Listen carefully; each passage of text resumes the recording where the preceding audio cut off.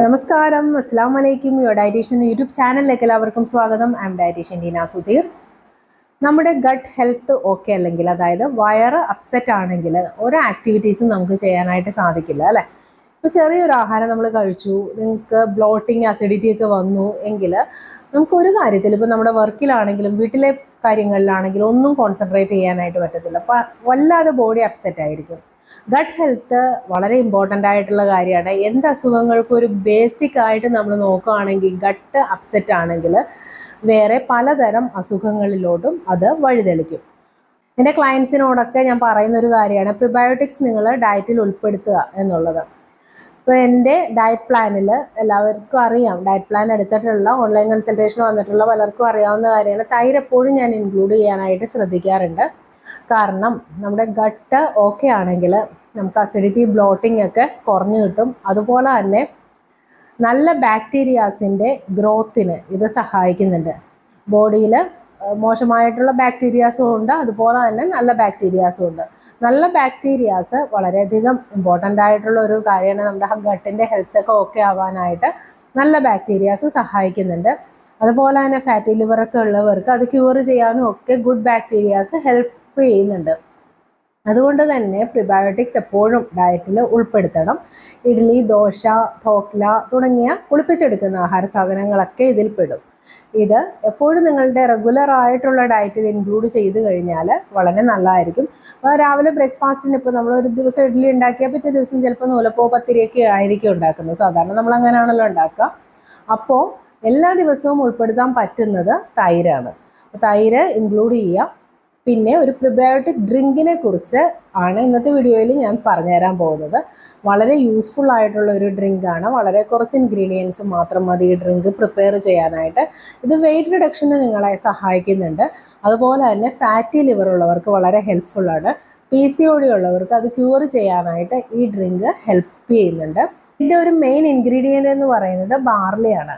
ബാർലിയിൽ ഒരുപാട് പ്രോട്ടീൻസ്, അതുപോലെ തന്നെ വൈറ്റമിൻസ്, മിനറൽസ് ഒക്കെ ധാരാളം അടങ്ങിയിട്ടുണ്ട്. മിനറൽസിൽ പ്രത്യേകിച്ച് നമ്മൾ പറയുവാണെങ്കിൽ calcium, iron, zinc, manganese, magnesium, selenium തുടങ്ങിയ ഒരുപാട് മിനറൽസ് ഇതിൽ അടങ്ങിയിട്ടുണ്ട്. അതുപോലെ തന്നെ കുറച്ച് എമൗണ്ട് വൈറ്റമിൻസ് അടങ്ങിയിട്ടുണ്ട്. മിനറൽസ് ആണ് കൂടുതൽ ഇതിൽ അടങ്ങിയിരിക്കുന്നത്. ആൻറ്റി ഓക്സിഡൻസ് നന്നായിട്ടുണ്ട്. ഇത് ഡൈജഷനെ ഹെൽപ്പ് ചെയ്യുന്നുണ്ട്. അതുപോലെ തന്നെ നമ്മൾ ഇമ്മ്യൂണിറ്റി ബൂസ്റ്റപ്പ് ചെയ്യുന്നതിന്, ആൻറ്റി ഓക്സിഡൻസ് ഉള്ളതുകൊണ്ട് തന്നെ ഇമ്മ്യൂണിറ്റി ബൂസ്റ്റപ്പ് ചെയ്യുന്നതിന് ഇത് ഹെൽപ്പ് ചെയ്യുന്നുണ്ട്.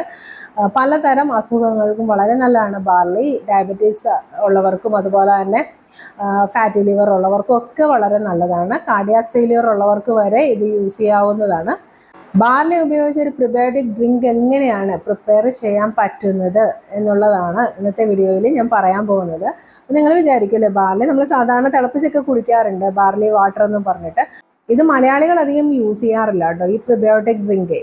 സാധാരണ ഇത് നോർത്ത് ഇന്ത്യൻസ് ആണ് കൂടുതൽ യൂസ് ചെയ്യുന്നത്. ജോക്ക, സത്തു എന്ന് പറയും അവർ. സത്തു എന്ന ഈ പുളിപ്പിച്ചെടുക്കുന്ന സാധനങ്ങൾക്ക് കൂടുതൽ പറയുന്നത് അവർ. അപ്പോൾ അവരാണ് കൂടുതൽ, നോർത്ത് ഇന്ത്യൻസ് ആണ് കൂടുതൽ ഇത് യൂസ് ചെയ്യുന്നത്. ഗട്ട് ഹെൽത്തിന് ഏറ്റവും കൂടുതൽ പ്രോബ്ലം ഉള്ളത് എന്നാൽ മലയാളീസിനാണ്. അപ്പോൾ അവരിത് കോമൺ ആയിട്ട് യൂസ് ചെയ്യുകയാണെങ്കിലും വളരെ നല്ലതായിരിക്കും, വളരെ എഫക്റ്റീവും ആയിരിക്കും. കിഡ്നി സ്റ്റോൺ ഉള്ളവർക്ക്, അതുപോലെ തന്നെ യൂറിൻ പോവാനൊക്കെ ബുദ്ധിമുട്ടുള്ളവർക്കൊക്കെ വളരെ നല്ലതാണ് ബാർലി വാട്ടർ യൂസ് ചെയ്യുന്നതും, അതുപോലെ തന്നെ പ്രിബയോട്ടിക് ഡ്രിങ്ക് യൂസ് ചെയ്യുന്നതും.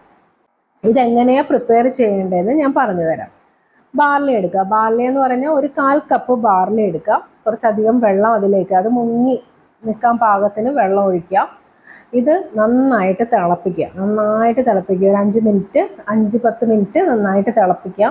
തിളപ്പിച്ചതിന് ശേഷം ഇത് നിങ്ങൾ ഓവർ നൈറ്റ് സൂക്ഷിക്കുക. അതായത് ഇന്ന് രാത്രി നിങ്ങൾ തിളപ്പിച്ച് വെച്ച് കഴിഞ്ഞാൽ നാളേക്ക് നിങ്ങൾക്ക് യൂസ് ചെയ്യാൻ പറ്റുള്ളൂ. അപ്പം അങ്ങനെ തിളപ്പിച്ച് വെക്കുക.